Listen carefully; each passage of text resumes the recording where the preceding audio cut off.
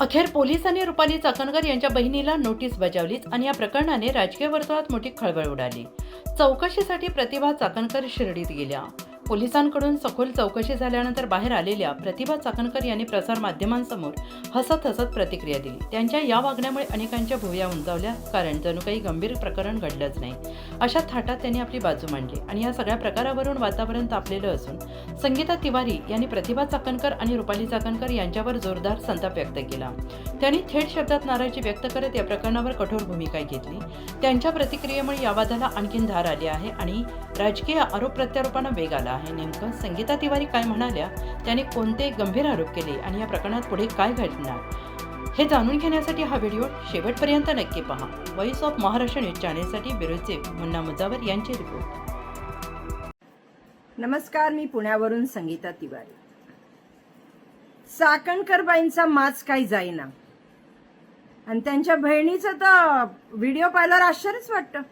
म्हणजे एवढा मोठा गुन्हा होऊन एवढा मोठ्या गुन्ह्यामध्ये एका बलात्कारीला साथ देऊन ती बाई चक्क धुरंधर सारखी हसत हसत पायऱ्या उतरतीये आणि इंटरव्ह्यू देते टीव्ही वाल्यांना की आम्हाला फसवलं गेलंय, बनावट सह्यात। अगं बाई, दुनिया काय वेडी आहे का? आता तुमचं जे त्या मंत्र्यांना, मोठ्या राजकारण्यांना वशीकरण करायचं संपलंय, त्यामुळे आता तुम्ही जास्त वशीकरण वगैरेच्या विचारात राहू नका। काय आनंद तो चेहऱ्यावर की आम्हाला चौकशीचे लेटर पाठवलं नाही, आम्ही असेच आलो। असे कसे आले? मग तुझी बहीण का नाही आली अशीच? किती म्हणजे काय नाटकीपणा, काय खोटारडेपणा, हसतीये बेशरम, बेहया अशी बाई ही, अशी हसतीये तू? लाज कशी वाटत नाही? आता त्यांच्याबरोबर ती महिला बाल कल्याणची आयोगाची बाई ती म्हणते मी वकीलपत्र घेतलंय। अगं तू कशी घेऊ शकते वकीलपत्र? कशी घेऊ शकते वकीलपत्र? म्हणजे काय चाललंय अजूनही? म्हणजे यांचं सगळं असं साठ गाठ सब एक आहे।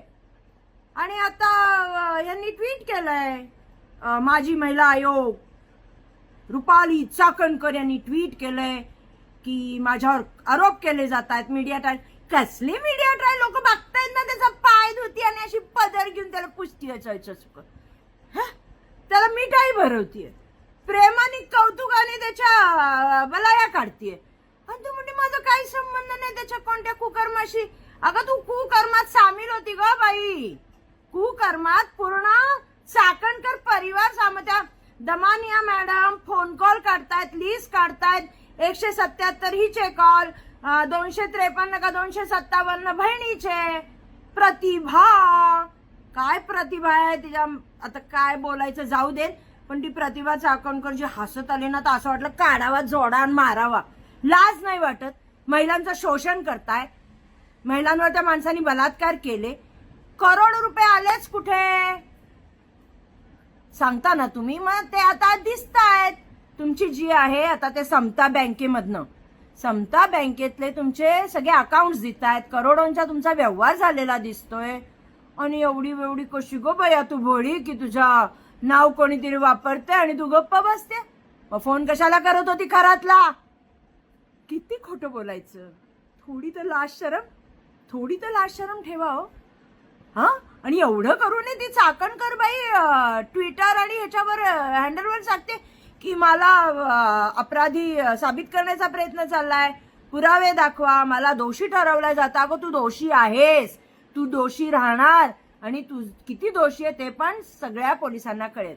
फक्त मला हे कळत नाहीये की SIT तिला चौकशीला का बोलवत नाहीये? कोणता नेता तिचा आवडता? अजून काय बोलायचं? हा कोण तिला वाचवतोय? सातपुते मॅडम, कुछ गडबड है क्या? सांगा ना मला, का तिला बोलवत नाहीयेत? तिचे अकाउंट दिसतायत, तिचे खाते दिसतायत, तिचे फोन कॉल दिसतायत, बोलू शकत नाही तुम्ही तिला? ती त्या ट्रस्टवर आहे ना, ज्याच्यावर पैशाचे व्यवहार झाले त्याच्यातही ती सामील आहे ना, का चौकशीला बोलू शकत नाही तुम्ही? कोण अडवताय? देवा भाऊ काहीतरी करा, या बाईला कुठं तरी चाप बसला पाहिजे। हा माज कोणी दिला हिला? हा माज कुठून आलाय? म्हणजे पक्षाचं पद गेलं, महिला आयोगाचं पद गेलं, तरी या बाईला मस्ती आहे। यांच्यावर कारवाई होणं गरजेचं आहे, नाही तर असे भोंदू कराट 100 उत्पन्न होतील। 1000 उत्पन्न होतील, लाख उत्पन्न होतील आणि त्यांना कंट्रोल करणं मुश्किल होईल, कारण का या अशा नालायक बायका त्यांच्या दलालीचं काम करतात. त्यामुळे या दलाल बाईला बोलवणं चौकशीला अत्यावश्यक आहे. आणि हा जो तिच्या बहिणीचा माज आहे की बनावट आहे, खोटं आहे, खोट्या सह्या आहेत, तर तिच्यावरही गुन्हा दाखल करणं गरजेचं आहे. तेव्हा कुठं असे बंदूकखोरात चक्क म्हणजे बंदूकखोरात वाढण्याचं हे जे प्रमाण आता रोज पाहतोय आपण ते बंद होईल. शिक्षा झाली ना तर आपाप हे सगळं बंद होईल. पण मला कळत नाहीये SIT त्या बाईला का वाचवतेय, काय कारण आहे, असं चाकणकर बाईंकडे काय आहे की ज्याच्यामुळे त्यांच्यावर कारवाई होत नाही.